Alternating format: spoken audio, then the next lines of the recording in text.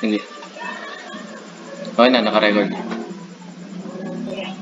So, a pleasant evening to everyone. Today, I am Leslie. We will discuss about balance agro-industrial development strategy. Before before that, we need to know what is industrial development. Agriculture impacts society in many ways, supports livelihood, food, and jobs, providing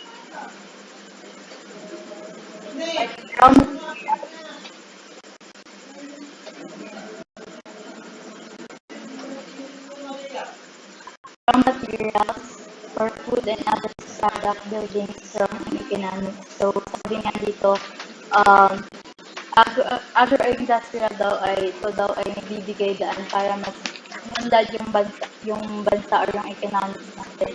Um, mas napapalawak na yung mga needs ng bawat bawat bawat mga tao. So, balance agro-industrial dito mas ito ay napahalaga para sa pagpapaunlad ng mga skills and time-skill na trabaho um, dahil mas natutulungan nito yung katulad ng mga nagtatrabaho sa mga pang pang-agrikultura katulad ng mga magsasaka. And also nga, it is important to our daily lives because it gives foods, like yung sinabi ko, foods, habitats, jobs, and everything. So, proceed na nga tayo sa ating next slide. So, base. Sabi dito,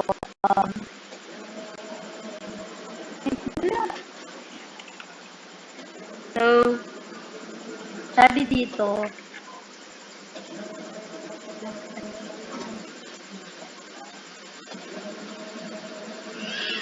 base or balanced agro-industrial development strategy.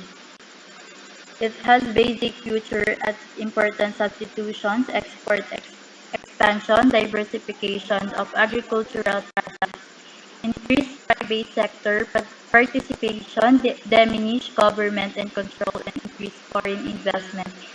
In addition, the World Bank proposed a series of agriculture reforms to the Philippines government, and an agricultural loan agreement became the country's final surrender to dictates on economics policy, veering away from heavy industrial orientation towards rural economics development.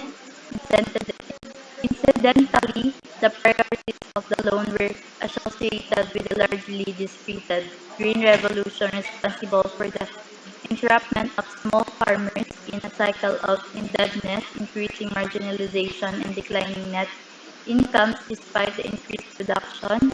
In fact, ultimate beneficiaries of the W loan were the transitional agribusiness.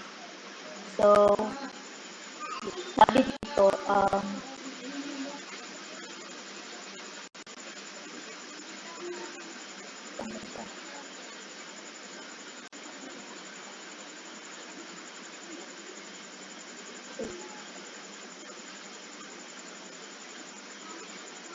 sabi dito, mga 1980s daw,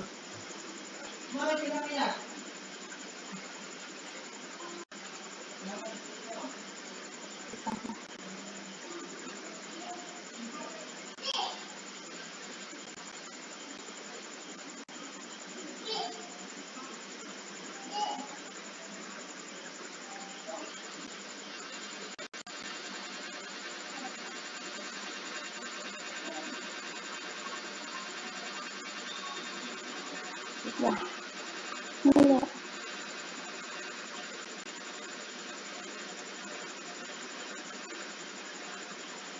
Eh,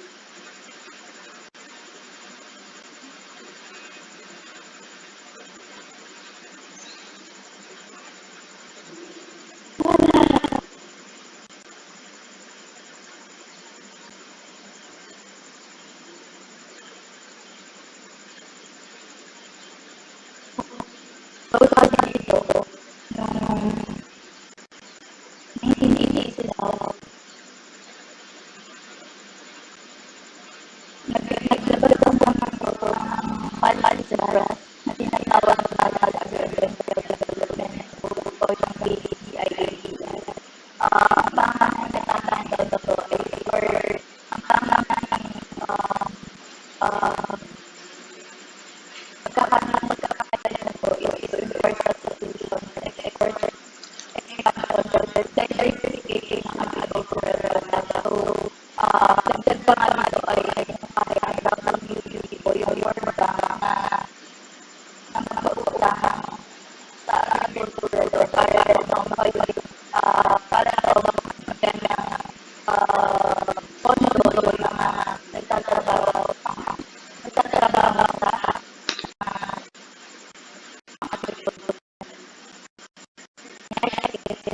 from international perspective. The statistics of development and the PUP would simply provide the dynamic of the capitality in the respective na to be ability for small farmers and agricultural workers.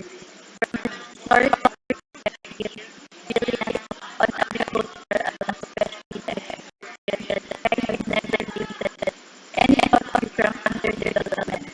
The call for a return to agriculture and based on constant relying it in ways that can disrupt economic development efforts. Also shows how vulnerable the country economic are to the dictates of foreign institutions such as the World Bank.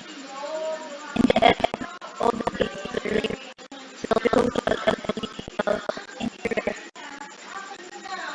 that the so sabi naman dito,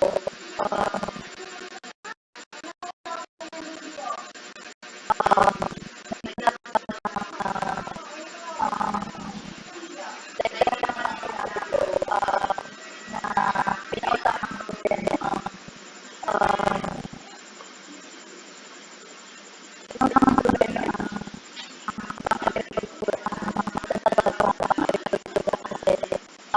sabi ko to ay kailan sa preparation na gumagana ng pagpapagdala at agricultural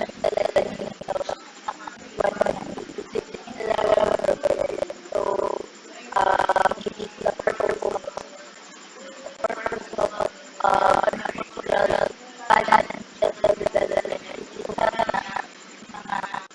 is magsasaka o yung may nagtatapos. So, sabi dito, ikaw makakawalan sa dami na bataan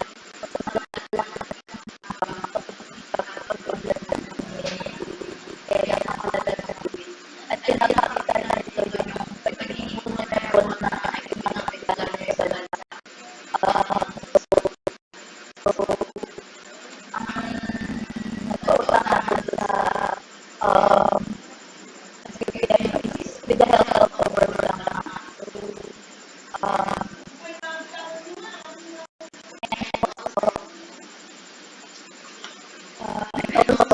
So, it's important for our daily lives to have agricultural development. Second, so, mas nagkakaroon tayo ng kaalaman how to handle everything that needs for our everyone. So,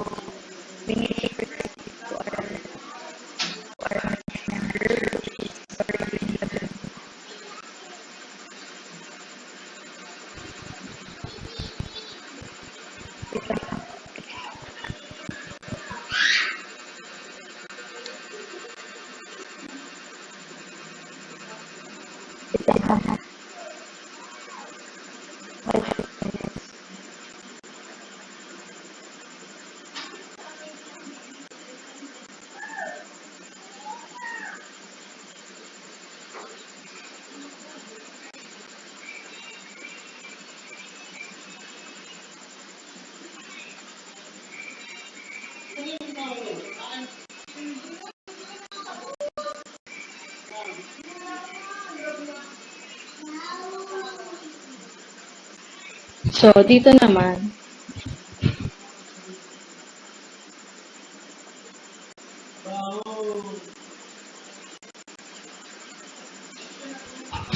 so dito po ang the need for balanced agro and industrial growth in agricultural production.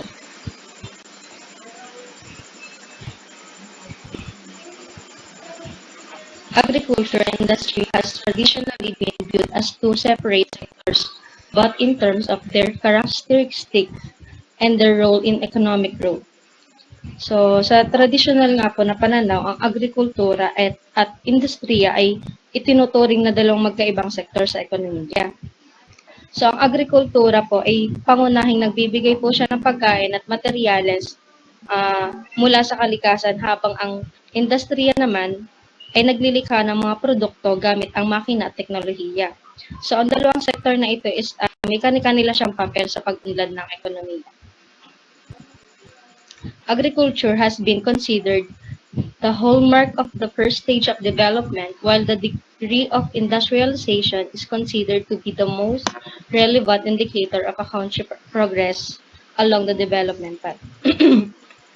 So, sa madaling salita, ang agrikultura ay tinuturing na pangunahing hakbang sa unang yugto ng pag-unlad sa isang bansa. So, kabilang sa industrialization naman is ang antas ng industrialisasyon ay tinuturing na pinakamahalagang palatandaan sa pag-unlad ng isang bansa.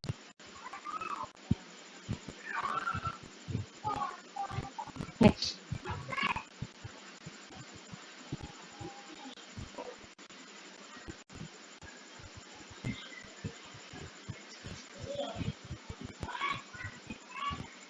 So agriculture itself has become more industry as technology, vertical integration, marketing, and consumer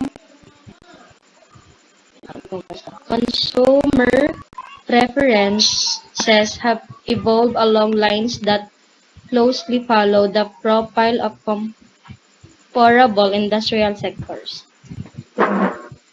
So, ang pagsasaka mismo ay naging isang uri ng industriya dahil sa pag-unlad ng teknolohiya, vertical integration, marketing at mga gustong mga mamimili na sumunod sa mga industrial sectors.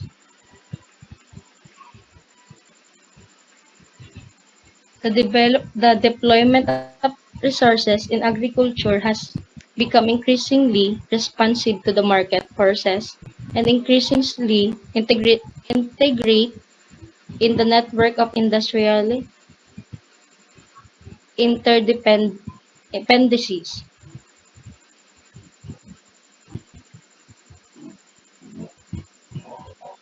So, sa madaling salita, ang paglabas ng mga yaman sa agrikultura ay tumutugon na ngayon sa kahilingan ng mga merkado. At mas naging konektado to sa iba't ibang industriya ng pagitan.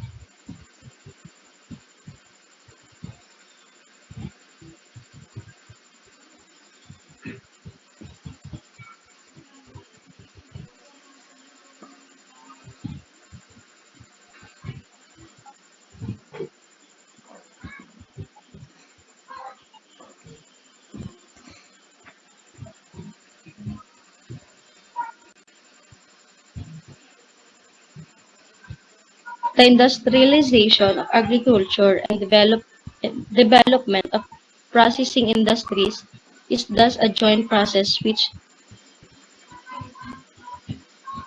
is generating an entirely new type of industrial sector. So, ang bagong industrialisasyon ng agrikultura at pag-unlad ng mga industriya ng proseso ay magkasamang proseso na nagdudulot ng pagbago ng isang bagong uri ng isang sektor.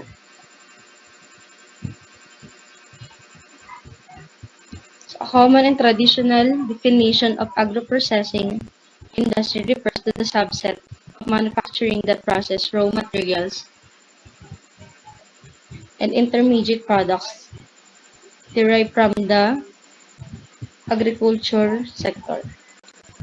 So, sa simple salita, ang agro-processing industry ay isang bahagi na ng pagmamanufaktura na gumagawa ng produkto mula sa mga hilaw na materyales, mga intermediate products mula sa sektor ng agrikultura. So, nabanggit ko naman kanina na yun nga, sa industry nga is siya ay gumagawa siya ng mga product na gamit ng mga makina at teknolohiya.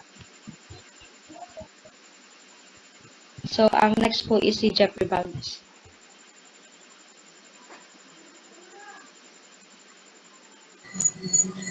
Agro-processing industry does mean transforming products originating from agriculture, forestry, and fishery. Ang agro-processing po, ito ay tumutukoy sa mga produkto na nagmumula sa pangunahing materyales na galing sa sektor ng agrikultura, pangingisda at kagubatan. A very large part of agriculture production undergoes some degree of transformation between harvesting and final use. Sa isang malaking part po ng agrikultura, ng produksyon ay sumasalang po sa ilang antas na pagbabago sa pagitan ng harvesting at final use. They range from simple reservation such as sun drying and operation closely related to harvesting to the production modern capital. Sila po ay nag-uugnay sa operasyon sa pag-aani hanggang sa produksyon. Next po.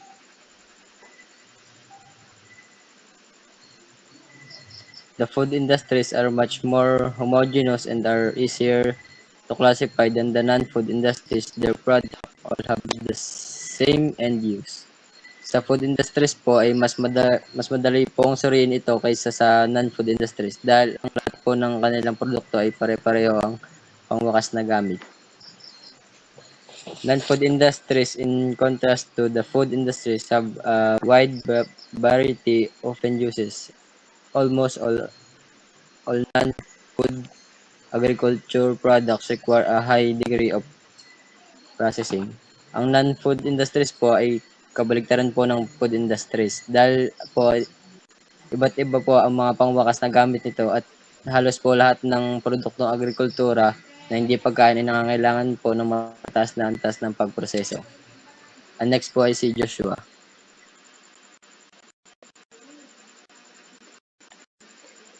There is usually definite sequences operations leading through various intermediate processes before reaching the final product.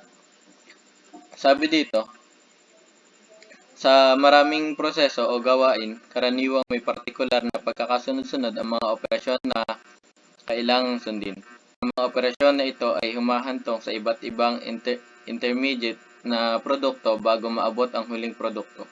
Ang mga intermediate na produkto na ito ay ang mga hakbang o yugto na kailangan kumpletuhin upang makamit ang ninanais na resulta. Ang bawat operasyon ay bumubuo sa nauna na nag-aambag sa pangkalatang proseso sa makamit ang huling produkto.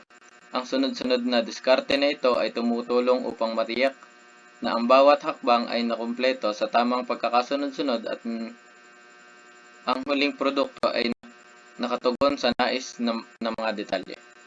Another useful classification of agro-processing industry is in upstream and downstream industries. Sabi dito, ang isa pang kapaki-pakinabang na pag-uuri ng industriya ng agro-processing ay batay sa upstream at downstream na industriya. Nakakatulong ang klasifikasyon na ito na makilala ang iba't ibang yugto ng pagproseso at pagdaragdag ng halaga sa kadena ng supply ng agrikultura. Ang mga upstream na industriya ay kasangkot sa paunang pagproseso ng mga hilaw na produkto ng agrikultura. Pinangangasiwaan nila ang mga pangunahing yugto ng proseso kung saan ang mga hilaw na produktong pang-agrikultura ay ginagawang semi-processed o intermediate na kalakal. Kabilang sa mga halimbawa ng upstream na industriya ang paggiling ng bigas at harina, pagtaning ng balat, paggiling ng cotton, pagpindot ng langis, paggiling ng pagka ng isda. Inihahanda ng mga industriyang ito ang mga hilaw na materyales para sa karagdagang pagproseso sa mga industriya sa ibaba ng agos. Next po.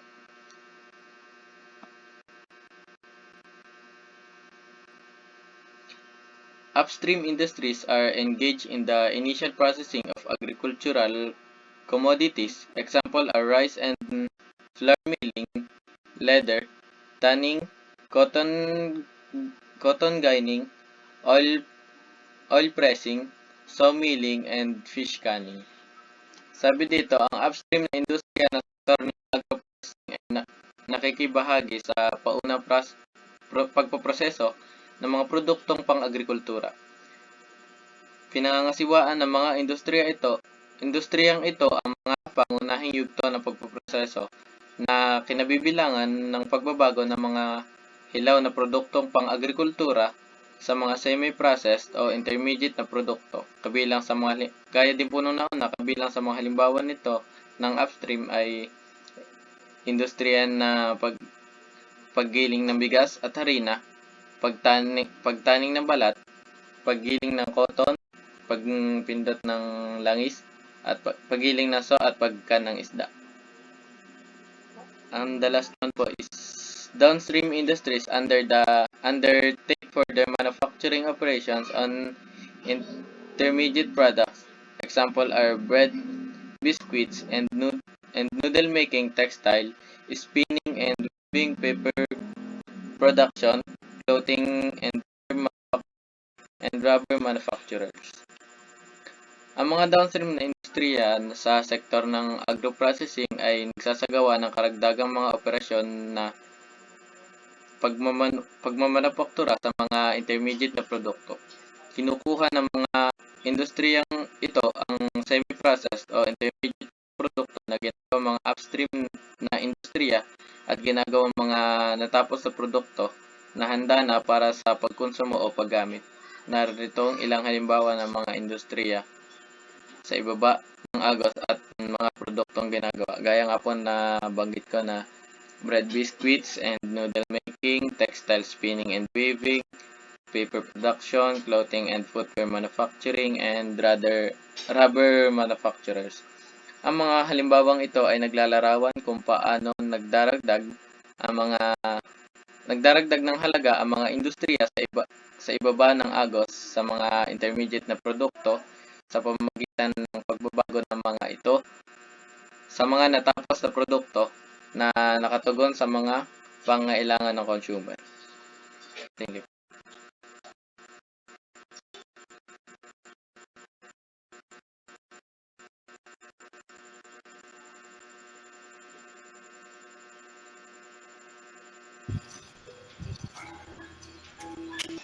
So, yun, that's all for balanced agro-industrial and how it is important to our lives or our daily lives.